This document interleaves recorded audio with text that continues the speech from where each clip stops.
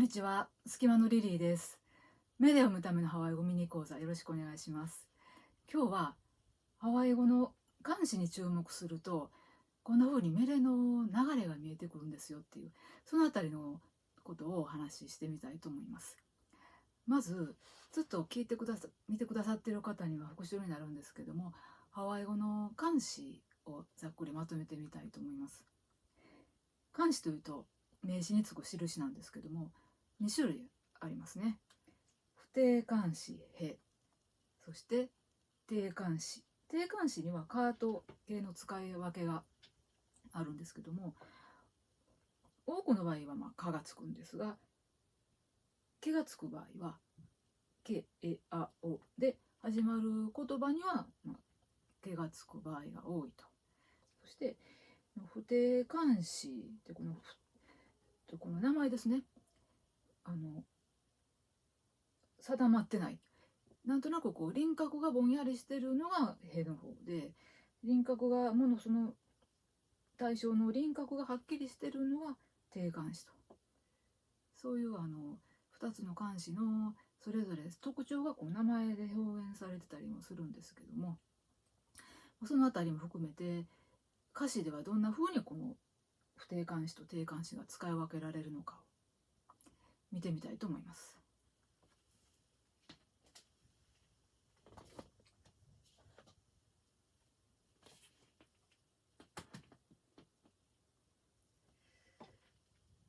これは命令の歌詞ということではないんですけど、例えば命令の作りはこうなってますということをご説明するために作文したものです。まず意識していただきたいのが、命令というのは思いを伝えたい人、語り手ですね。語り手がいて、で一体その語り手は何をお話ししてくれるのかな、どんな思いを伝えてくれるのかなというのを耳を傾けてる、聞き手がいてという、その語り手と聞き手との対話がそこにあるというところを意識していただきたいんですね。なので、部屋はこう目むい、これは直訳すると、こうはあなたのです。目やぬいは重要なこと、重要だと思っていること。なので、こうめやぬいはあなたにとって大事なことは部屋は何ですかと。だから聞き手がですね、その語り手に対して何を語ろうとしているのかな、何を大事に思っているんですかっていう、問いかけをハワイ語で表現するとしたらこうなるかなというところです。部屋はこうめやぬい、あなたにとって大切なことは何なんですかと。それに対する答えが命令としてここから始まる。ヘアハという問いに対してへで始まる文章が答えるんですね。プアナにイヤ、このイヤは、それというぐらいの意味ですけども、何があなたにとって大事なんですかと。それはヘプは何ですと。今話題になっていること、いやそれはヘプは何、美しい花が私今気になってる存在なんですよねと。こういうそれはっていうような言葉は言わなくても分かるので、メールでは省略されていることが多いので、ヘプは何とだけ言われることが多いんですけども、ヘプは何ときたら単に綺麗な花というのではなくて、綺麗な花なんですよそれはと、意味的にはそういうニュアンスがあるんですね。そしてその花についての語りが続きますね。アロハワウイカプは、私はその花のことが好きなんですと。先ほどの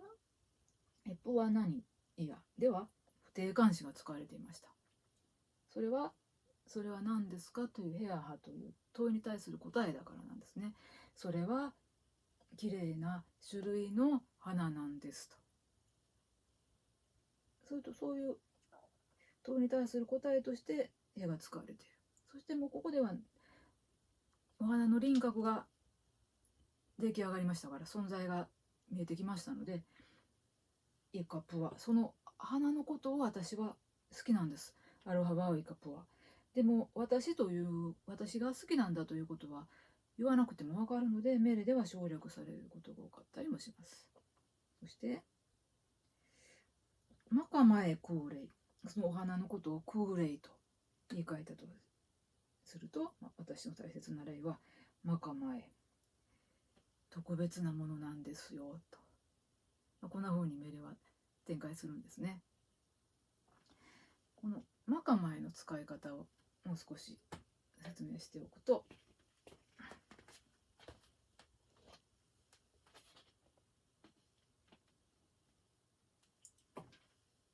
マカマエクーレイ、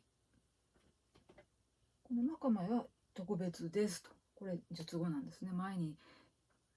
文頭にあるのは述語、そして主語がクーレイ、私の大切な例、私の大切な例は特別なものなのですと。そしてこの前後を入れ替えるとニュアンスが変わってきます。クーレイマカマエというと、私の例を後ろからマカマエが消食している相互順になってるんですね。なので特別な私の例と、こんな風に位置によって使い分けられるのがハワイ語の状態動詞です。前にあるときは述語、後ろに来ると説明する、形容詞的に使われる。今日は定冠詞、不定冠詞に注目すると命令の流れが見えてくるという話と、ハワイ語の状態動詞は位置によって意味が変わってくると、大きくこの2つの説明をしてみました。